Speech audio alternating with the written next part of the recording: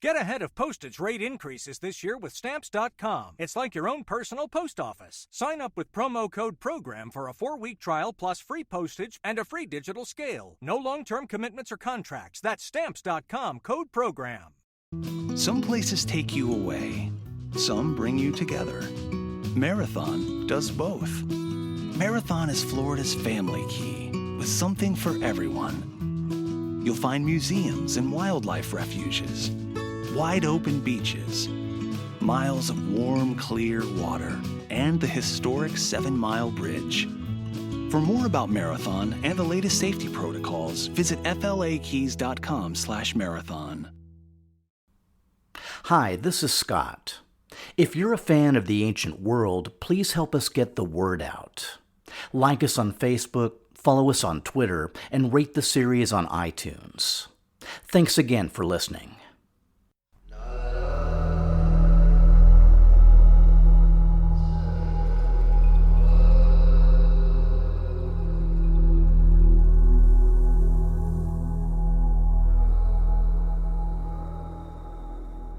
It's an interesting time to try to imagine, which is largely what we all have to do, because the early 11th century BC may have had plenty of action, but it had very few written sources.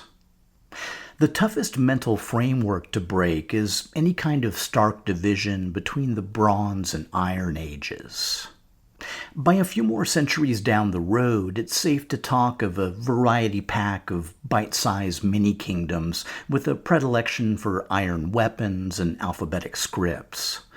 But both these trends began long before the Bronze Age collapse and would continue to develop all throughout the Iron Age.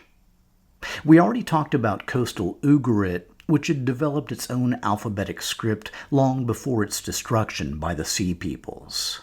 And, as it happened, among the early innovators in the use of iron were the Hittites of Anatolia. To set the stage, way back in the Middle Bronze Age, the Assyrians had set up a network of trading colonies in Anatolia, with their hub at the city of Kanesh. For those familiar with the Neo-Assyrians, or even the Middle Assyrians of the Late Bronze Age, it's hard to imagine a time when they were a people more famous for trade than for war. When the city of Kanesh was violently destroyed around 1700 BC, the Assyrians pulled out of the region. One of the impacts of this withdrawal was that it left the Hittites without a convenient source of copper and especially tin to make tin bronze, which is probably a major reason why two of their kings, Hattusili I and his grandson Mursili I, spent part of the next century trying to dominate the Syrian kingdom of Yamkad, to gain control of important metal trade routes. But to their credit, the Hittites didn't put all their eggs into that single bronze basket. Because at the same time, records reflect an increased focus by Hittite metalsmiths on working domestic iron. Historian J. Sigalova lays out the following timeline, which begins shortly after the fall of Kanesh. In Hittite sources of the 17th and 16th centuries BC, iron still appears as an extraordinary metal, restricted to the production of royal insignia and weapons such as lances and scepters. In the 15th and 14th centuries BC, the variety of iron objects grew, and now included ceremonial objects distributed to cult functionaries. In the 13th century, written attestations for iron objects rise considerably, and the variety broadens to include large numbers of knives, daggers, swords, and spearheads. Proof of the widespread use of iron in this period is also corroborated by the fact that some Hittite communities provided their taxes in iron. Historian Violetta Cordani notes that contemporary Anatolia had a wealth of iron deposits. She also relates that during the 13th century, high-quality iron was being produced in Anatolia and represented for the Assyrian kings a much-wanted product. She goes on to summarize that it seems, therefore, that the transition from bronze to iron started during the Hittite period, and the crisis at the end of the 13th century BC only accelerated a process that was already underway. Or, put another way, Bronze Age Hittite metalworkers helped prime the pump for the coming Near Eastern Iron Age. 11th century BC Syria was a time and place very much in flux. I picture it like an interstellar nebula, a swirling mix of ancient cultures and newly arrived or emergent peoples who'd collide with each other and coalesce into something a bit more defined. At the same time, the region was hardly a vacuum, and the remnants of the major Bronze Age powers exerted a major pull. Among these was a kingdom that, without the slightest hint of irony or deception, very much considered itself to be the continuation of the Bronze Age Hittite Empire. And, as you may have guessed, it was centered on the city of Carchemish. In the early 11th century BC, the Great King of Hatti may have been a man named Tudaliah. According to historian Trevor Bryce, the evidence for Tudaliah's existence is a broken stele with small fragments of an inscription, which, for this particular time and place, is the equivalent of an epic poem. In the inscription, Tudaliah is described as Great King and Hero, the same titles used by his likely predecessors who'd also ruled from Carchemish. Provided he was their descendant, this Tudaliah could trace his line, not to mention his kingdom's existence, all the way back to Suppiluliuma I. A few miles north along the Euphrates was the independent kingdom of Malachia. Its contemporary ruler, who took the title of Potent King, was named Pugnus Mili III. Since the first Pugnus Mili of Malachia had been a son of Kuzi Teshub, the current king may have belonged to the same line, a distant cousin of Tudaliah of Carchemish. They may have operated independently, may have been allies, or may have at least had a basic working relationship. Either way, if the titles used are any guide, Tudaliah clearly remained the senior partner. The lands he ruled were the remaining rump of the Hittite state, particularly the portions located in northern Syria. And the fact that this region became known as Hatti isn't quite as odd as it sounds. From shortly after Suppiluliuma's conquest, the region had been flooded with officials, soldiers, priests, and subjects, all loyal to the Hittite Empire. Suppiluliuma's son, Mursili II, had also introduced the novel practice of deporting rebellious Luwian speakers from the Hittite periphery to other frontier regions, including Syria. And to that, you can add the refugees who'd fled Anatolia in the wake of the Bronze Age collapse. All this adds up to a significant Hittite presence. We don't have a great feel for demographics. Syria was always a melting pot, and Luwian speakers remained a small minority. But they did have an outsized influence, mainly because even after the Bronze Age collapse, the Hittites retained the fractured bones of a local imperial network. Records also reflect that all throughout the post-collapse era, the kings of Carchemish took a lead role in the slow, painstaking process of Syrian recovery. Officials were needed to oversee projects, prioritize resources, enforce laws, resolve disputes, and restore some sense of stability, if only so taxes could start flowing again. And interestingly, many officials may have been drawn from the extended Hittite royal family.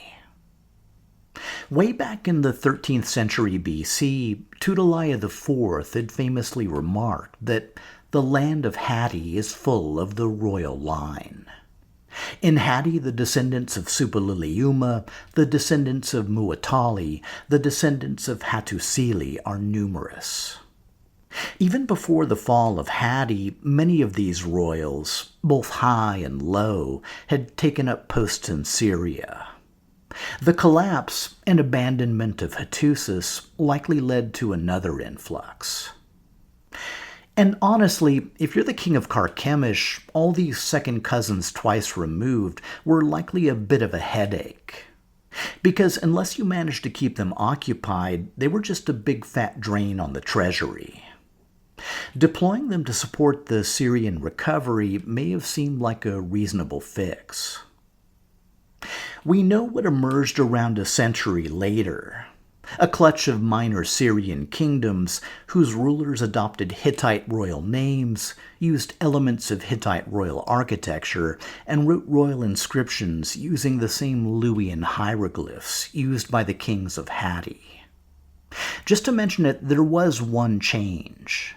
The Hittite language, written using a cuneiform script adopted from the Assyrians, was now well and truly dead. There's zero evidence of it being used after the Bronze Age collapse.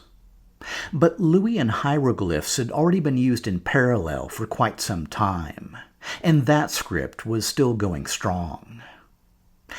Anyway, just to connect the dots, there's a reasonable chance that these later Neo-Hittite kingdoms nucleated around local officials, including minor royals, installed by the kings of Carchemish.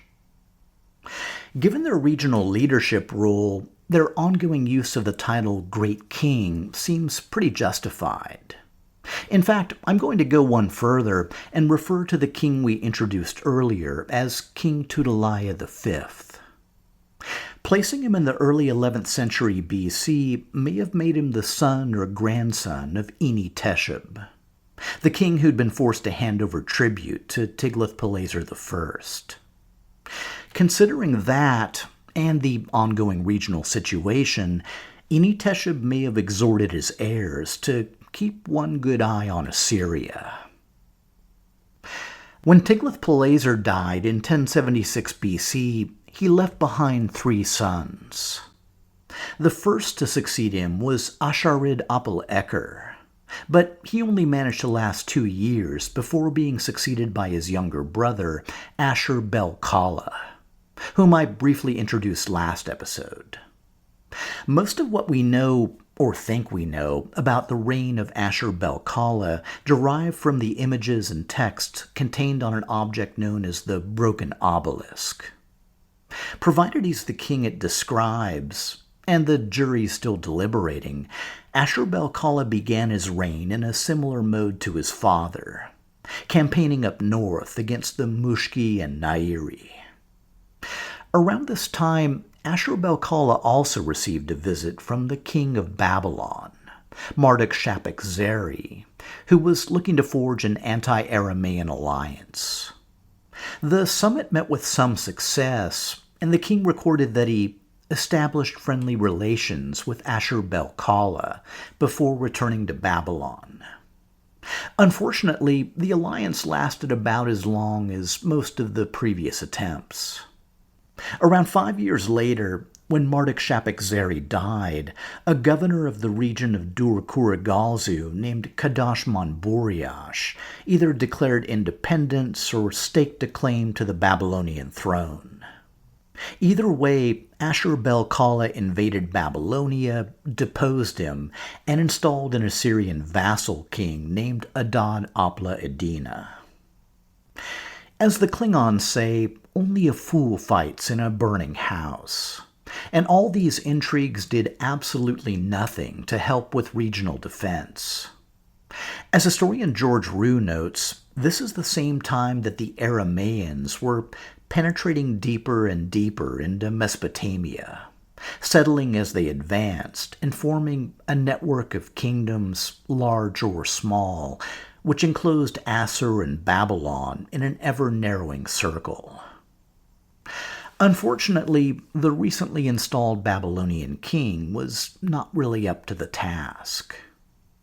An inscription records that During the reign of Adad-apla-iddina, king of Babylon, hostile Aramaeans and Sutians sacked the land of the Sumerians and the Akkadians, leveled all temples, and made off with the goods and the property of Enlil.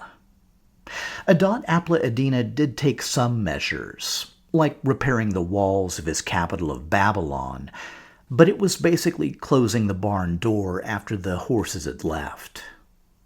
In a later Babylonian epic poem, the beginning of the end of the glories of Babylon was pegged to the new king's reign. The main reason I'm talking about all this, other than I find it interesting, is that it does tie back to Carchemish. And the connective tissue is the Aramaeans.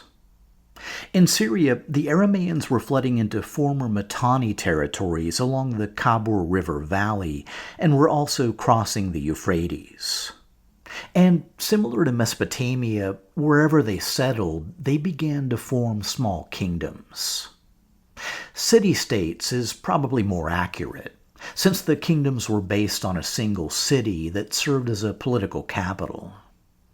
But still, in aggregate, they represented a growing threat to established Hittite power.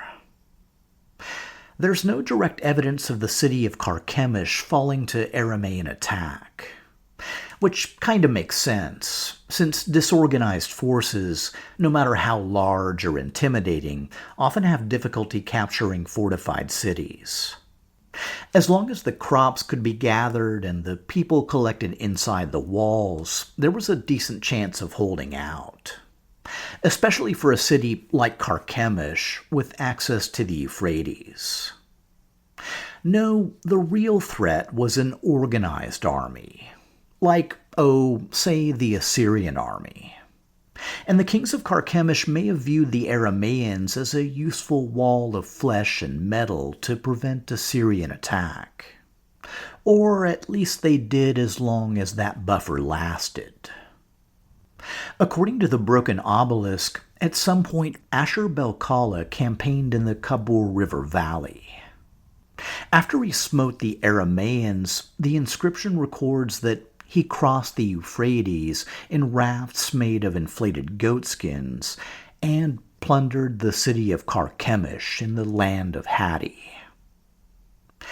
And here's where I totally have to own up, because I said previously that Tiglath-Pileser's aggressive drive-by was the last Assyrian visit to the region for centuries.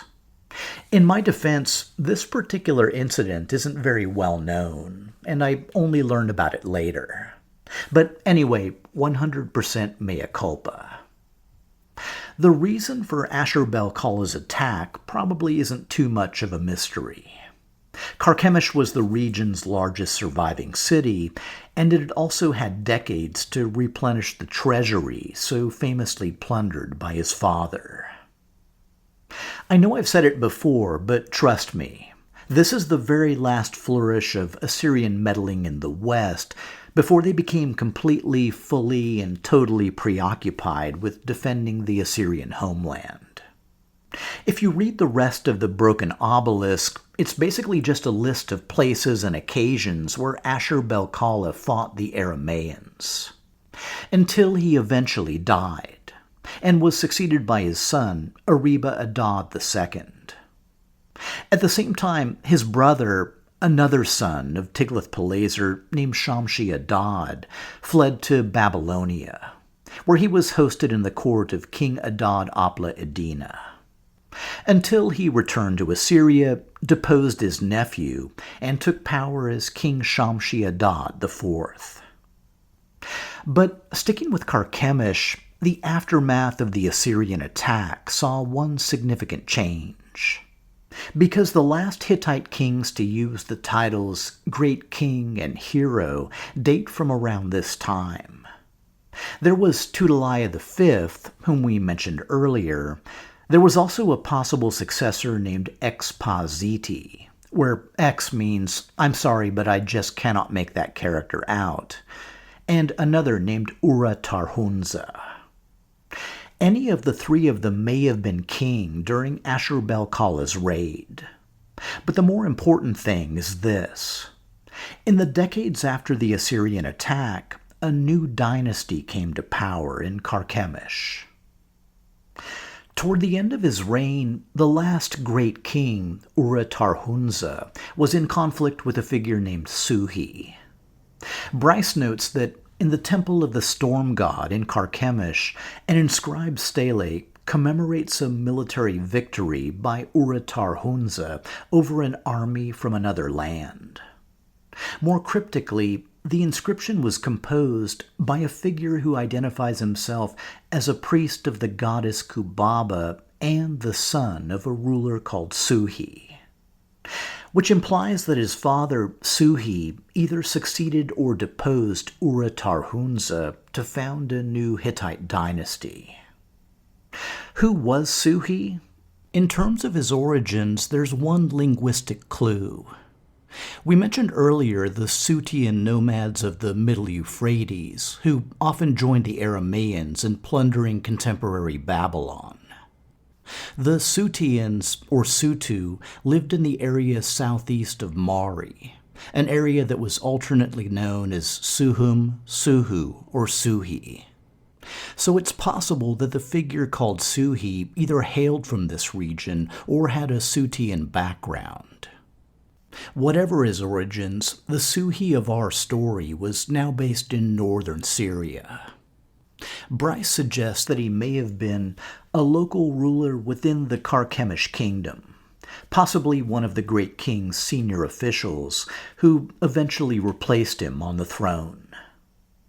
We don't know how the transition occurred, but since we're talking about a dynasty that had endured for centuries, something unusual must have happened. Given the proximate timing, it makes me wonder whether Ashur-bel-kala's assault may have weakened the dynasty or the city's defenses enough to enable its overthrow. On taking the throne, Suhi quickly dispensed with any Hittite imperial pretensions and adopted the straightforward title ruler of Carchemish. None of his dynasty, or any that followed, would ever reclaim the Bronze Age title of Great King. As Bryce notes, this probably reflected political reality. The kingdom had now become but one of a number of small states in the region, each of which had its own ruler and none of which could claim sovereignty over the others. Whatever the circumstances, the new Suhi dynasty would rule Carchemish for most of the following century. Next episode, we'll get to know Suhi's neighborhood a little bit better, and touch on what we know of the kingdoms, peoples, and figures that define the contemporary scene. And we'll check in on another Bronze Age power, as an increasingly divided, threatened, and isolated Egypt is forced to abandon its remaining outposts along the Levantine coast.